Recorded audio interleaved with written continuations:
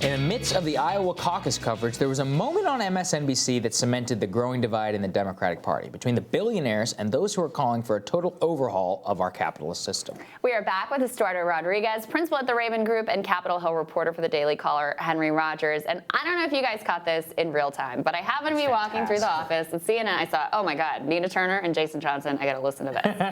And it delivered. It met my expectations.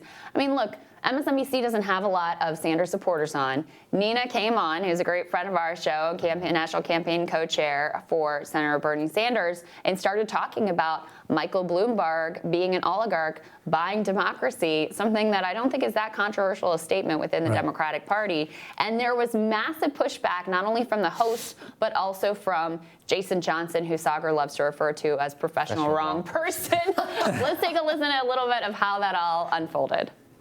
We should be ashamed of that as Americans, people who believe in democracy, that the oligarchs, if you have more money, you can buy your way. Now, but to your point. You think Mike Bloomberg's an oligarch?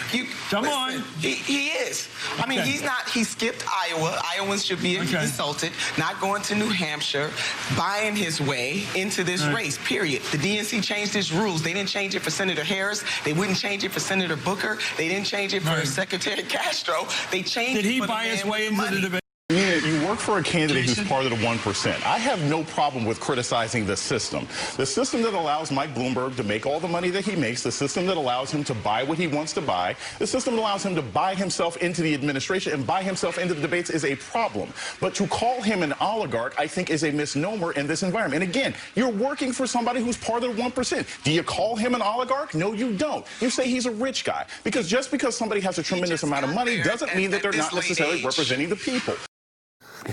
First of all, I hope that Nina Turner never looks at me like that, because I'll just wither up and die. Here's the other thing. Later on in that clip, Estuardo, he goes, our issue is with the capitalist system. But I have problem with name calling of an oligarch. So you are simultaneously critiquing capitalism, and you can't call a man worth $50 billion, the ninth richest man in the world, an American oligarch. Who has his own media network that they've told can't cover his campaign, who is buying endorsements. I mean, and bought his way into spending $200 million on ads. Like, if that is not oligarchy, I don't know what is. If you're flacking for Bloomberg, that's the stupidest flack that I've ever seen. Well, I think the other problem here is that the media is also trying to overcorrect. Donald Trump has taken a lot of the political discourse in a totally different direction that shocked the system. Right. The name calling, the insults, the racial descriptors, all these things that the media didn't know how to handle. They finally, a year or two later, started saying it's okay to call someone racist now. But now I think they're trying to overcorrect when they hear this name calling oligarch, because check the checklist, as you said. The checklist is pretty good for the definition almost, except he's not Russian, doesn't have a lot of oil money. But you don't have to be Russian. You don't need to be an oligarch. You don't have to. Money out of raw materials to be an oligarch. Stereotypically, that's when it's most used. But in any case, I think they're trying to overcorrect and say, you know what? Let's stop with the name calling. He's a millionaire. He's doing this. Let's just talk about the issue. Here's the other thing, Henry, is how many times have we watched MSNBC panels where they say, I can't imagine anyone supporting Bernie Sanders who's not sexist. Oh, he makes my skin crawl. He's anti-woman. All these things are allowed to be said about Bernie Sanders with no pushback. But when you accurately describe Mike Bloomberg as an oligarch, which he meets the definition of, like just look in the textbook, that's when they're up in arms. They can't have that. You can't possibly say that about Bloomberg. Good for Nina Turner, honestly, because she stood her ground. She did not back down to Chris Matthews, who obviously was so offended by the oligarch term. Also, this just shows you, again, like you were just saying, MSNBC has treated Bernie very unfairly throughout this entire election, in my opinion.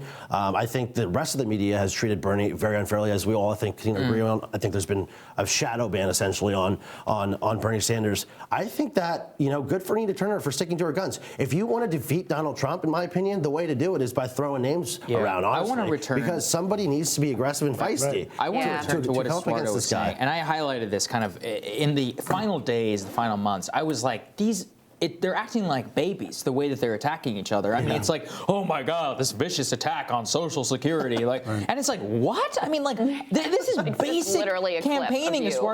I played on this show a clip of Obama's radio ad against Hillary Clinton.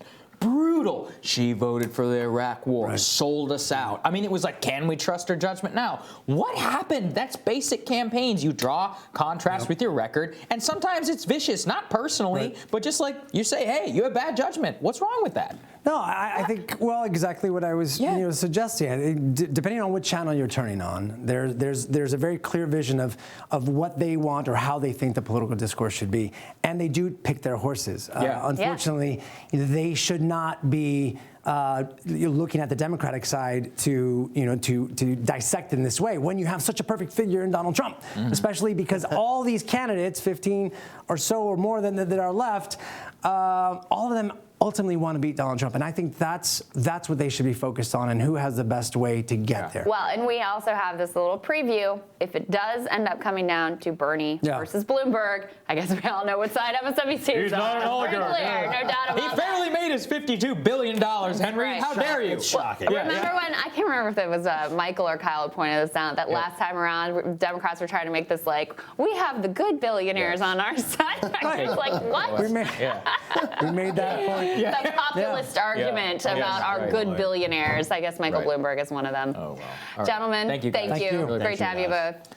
Tomorrow on Rising, if this week wasn't busy enough, there's a State of the Union tonight. We're going to share some of the highlights with the former speechwriter from the Bill Clinton administration. And the executive director of Social Security Works, Alex Lawson, is going to discuss Biden's record on Social Security. It seems like that may have been an important piece of his campaign falling out from under him in Iowa. So we will be excited to talk about that. Thank you guys so much for joining us again and hanging with us last night, too. It was a lot of fun. We'll see you tomorrow.